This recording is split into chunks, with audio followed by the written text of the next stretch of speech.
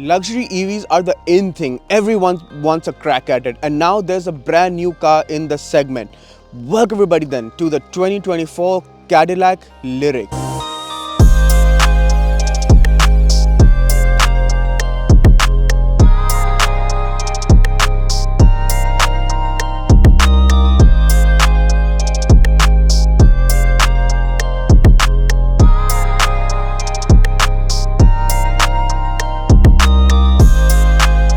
When you come to the front end of the Lyriq, you can see it's so cool, very futuristic look. In fact, it looks like Iron Man's personal car, especially with the red and the black theme. It just looks so good and it looks so tech-laden, which it is. And it starts from the grille. As you can see, there is no grille because it's not an internal combustion engine car, but you have this plaque in the front and it's full of LED units and it looks so nice, especially at night. It's so bright, and the lighting sequence when you walk up to the car, it just makes your mood so nice. It freshens you up because the pattern is just dancing around and it just looks so premium. In fact, here's a shot of the lighting sequence.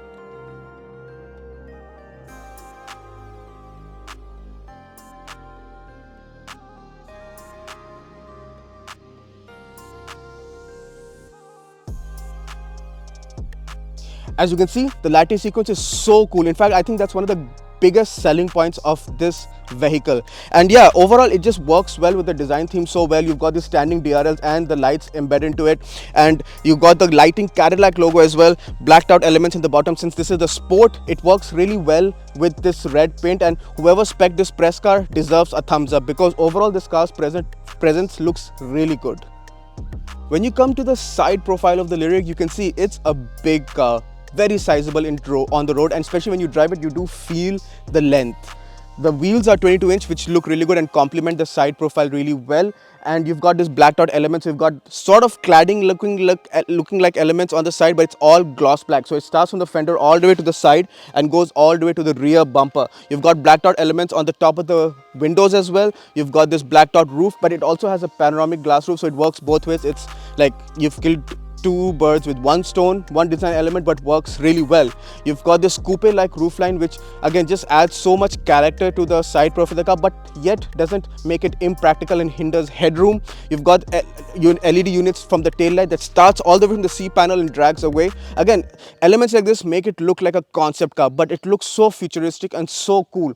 You've also got the charge port on the fender, which is just the usual place where all new EVs are now having their charge ports. But yeah, overall it looks very cool, very funky, lots of cuts and creases, and looks very worthy of the price tag. When you come to the rear of the Lyriq is when you realize that the rear is just as striking to look at as the front. You've got lots of cuts and creases, and you've got this nice connected light element also, which looks really good. And it also, just like the front, has a great lighting sequence. Here's a shot of the lighting sequence.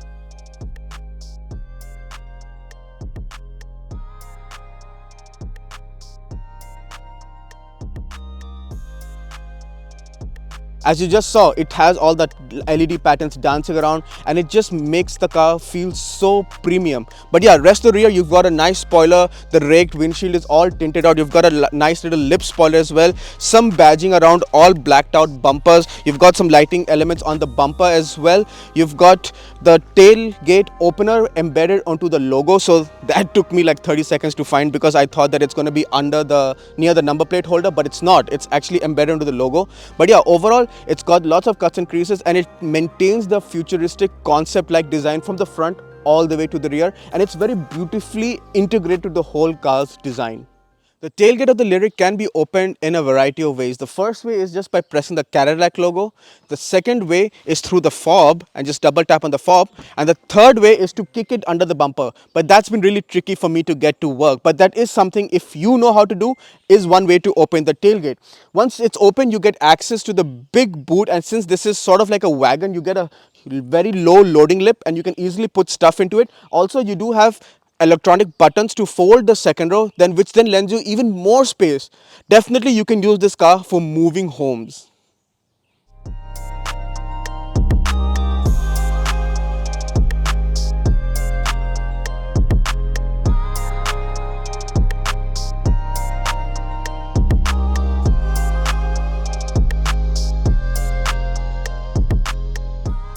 I'm now inside the Lyriq. As you can see, it just looks so premium, and trust me, everything feels just as premium as it looks. You've got this lovely leather on the seats, wood finish, aluminum finish all around the dash. So the center console has wood with chrome finishings. You got two cup holders, you've got a selector for the screen, you've got some buttons too, you can jump directly to menus, you've got a roller volume which feels very premium, and gloss black panels which can be a bit tricky to keep clean. You've got a wireless charger, like how I have put my phone inside here. You do have some storage inside, which again is very practical. You've got this big curved screen, which is like the dominant element of the interior, which is usual to all the new Cadillacs now. They started from the Escalade, but I believe now even smaller cars like the CT4 and the CT5 get it. Only gripe with the whole screen is that Apple CarPlay feels like an afterthought. It's just cut in between. It's not using the actual whole screen, which I wish it did, because that would make the experience much better. But I think that's also fixed for the 2025 update. So again, it's a complaint, but they've already addressed it.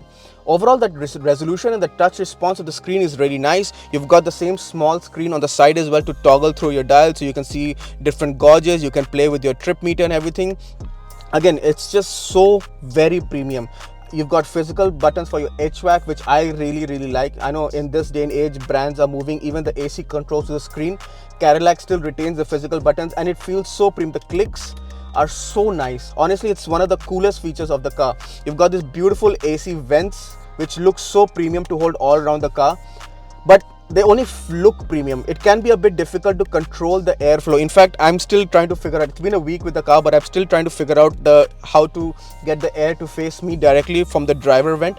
But yeah, it just looks so premium and feels very premium.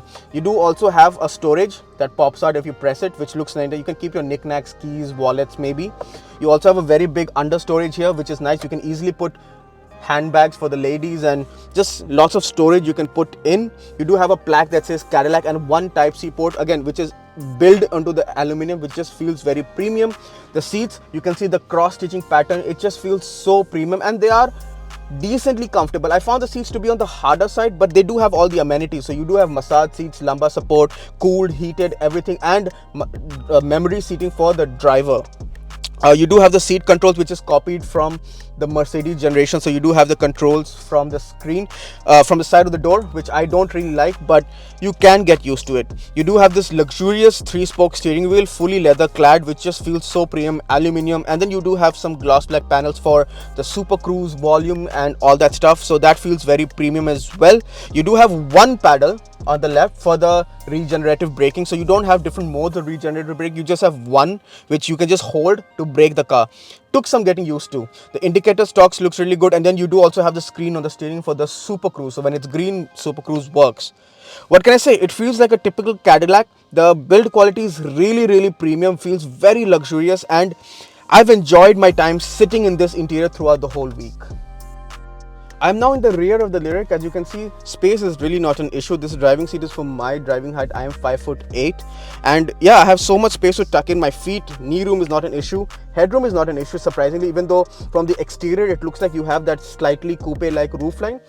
No problems at all, at least for 5'8". I believe maybe 6 foot plus people might brush their hair, but then again, you do have the cutout for the panoramic sunroof as well. So you do get that 1 inch or 2 inches of extra headroom. It's really not an issue. Space is so perfect, and since this is an EV, you do have a flat floor as well, so the third passenger is just as welcome as the other two. It's so spacious. I like the cross stitching on the seat, on the pattern on the seats. It just looks so nice. You do have this beautiful cutout on the doors, which is also on the front, so you have the ambient lighting inside, and you have the cutout for the beautiful sounding AKG sound system. On the front door, it's a bit more elaborate with the design, but even in the rear, you do have small cutouts. You do have gloss black panels on the doors on the front and the rear, which can be a bit tricky because I feel like gloss black gets dirty the quickest. You do have a center armrest as well, which you can pull down. 2 cup holders here as well. You do have the lock and unlock for the rear door, so that's something I've never seen. I've usually seen the lock and unlock button for the driver and the passenger, but not on the rear seat. So both rear doors also have the ability to lock and unlock the car. Again, it just looks so good. One quirky thing in the Lyriq, which I also noticed in the front, is the flap to open the door. So it's not really like a lever to pull in other cars. It's actually part of the armrest. So you have to pull up a button to open the door, which is definitely cool and definitely very unique. Cadillac literally has just reinvented the door knob from the inside. Also, you have a center console which has all the HVAC controls. You can adjust the temperature, the fan speed, also heated seats for the two middle seats. You have AC vents, two Type-C ports, and a proper plug point as well. You do have seat back pockets as well, so it's very practical, very thoughtful of Cadillac to include all the basic amenities that the rear passengers would need in the back of the Lyriq.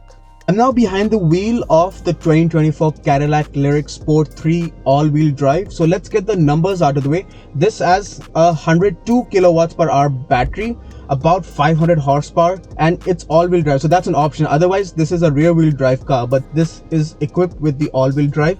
About 450 foot-pounds of torque, claimed range of about 495, and good news is I have been getting about 450, 460, which is very close to the claim. So that's a very commendable job by General Motors. It also weighs 2.6 tons, but it doesn't stop this vehicle from doing 0 to 100 in under 5 seconds, as I will demonstrate. So there is no sport mode. Left foot on the brake, if I just floor it, and it picks up. Wow. And it just a constant linear surge of torque, and that's 100 already, and in no time you are way above the speed limit. That's a pretty good acceleration from a car that weighs almost as a house. Honestly, it's just great packaging by Cadillac into the Lyriq. It just works so well, and most EVs generally die in performance post 100, 110. This still has relentless surge of torque post 120, 130. I don't condone such speeds, but this does have the torque. So GM has worked really hard in the way this vehicle drives. The suspension is very comfortable. I'm on a very, very smooth surface of tarmac right now. I cannot feel anything, even though this car has 22-inch wheels, which is unnaturally big for a car of this body structure, but I don't feel anything at all. It just rides so nice, so comfortably. Pair it with the seats, and although I did say that the seats are a bit on the harder side, but they hold you firmly and they're nice for longer road trips. What can I say? It just feels so nice, so comfy, so relaxed, and you can cruise all day. As I said, you can get 450 plus kilometers of rear world range, so you can cover some good distance between charges. And in this 450 plus, I'm saying, is mixed highways and city. In fact, most highways, which is not the most familiar territory for EVs. Yet this car still performs so well. It has Super Cruise, so I can actually, this particular road is not covered by Super Cruise, so I cannot activate it as we speak, but I have used it quite actively on the major highways like Gardner, 401, and it works flawlessly. It just makes the experience that much more easy, much more comfortable and more luxurious. It just drives so well. The steering feels very nice. It's well weighted. You can push this crossover around in corners, but just be careful that this does weigh a lot, and you will feel that when you push it around a corner, or when you have to brake hard before you clip an apex of a corner, which is, I know, words you would never use while driving a crossover. So I don't mind that it's not the most sportiest vehicle around, because it's not every vehicle is supposed to be a track toy. This is just for laid back, just comfort, cruising, jam to your favorite music in the brilliant AKG system. And as I said, just stuff like that makes the whole experience so amazing, so plush, and so worthy of the price point, which is a bit steep, but more on that later. But yeah, what can I say? Cadillac off late has been killing it with all their cars when it comes to the ride handling combo, and this with the EV, the instant torque, it just is perfect. Honestly, I did not expect it to be so good, and a week with this vehicle has totally made me understand why GM has invested so much in the EV infrastructure. In conclusion then, the 2024 Cadillac Lyriq Sport 3. This platform has been co-developed with Honda and GM, and honestly I feel like this is the best product to come out of that joint venture. I think it looks $1 million. I honestly love the way this vehicle looks. It's in fact one of my most favorite cars I have reviewed in terms of looks. The lighting is just fabulous. All the tech, in fact all the tech inside and outside, and the way it drives is just fabulous. Just makes this vehicle feel so premium. At around $81,000 for the base Sport 3, it's actually not bad value. But as spec, this very car is $97,000. It's got a lot of options, almost $14,000 of options. Some of those options include all-wheel drive, a panoramic sunroof, this paint, then premium Napa leather interior. All these things make the experience just more premium. It really uplifts the whole aura of the car. So if I were to buy a Lyriq, I might just still go for those options, even though I know that it significantly bumps up the price and very close to the prestige $100,000 mark. Having said that, the car itself is really good. The range is very good. Real world range of 450 plus kilometers is anyways respected. So this car can do that. What else does an EV need to do? It's got the range, it's got the performance, it looks good, it handles well, it's got all the space, it's got all the tech.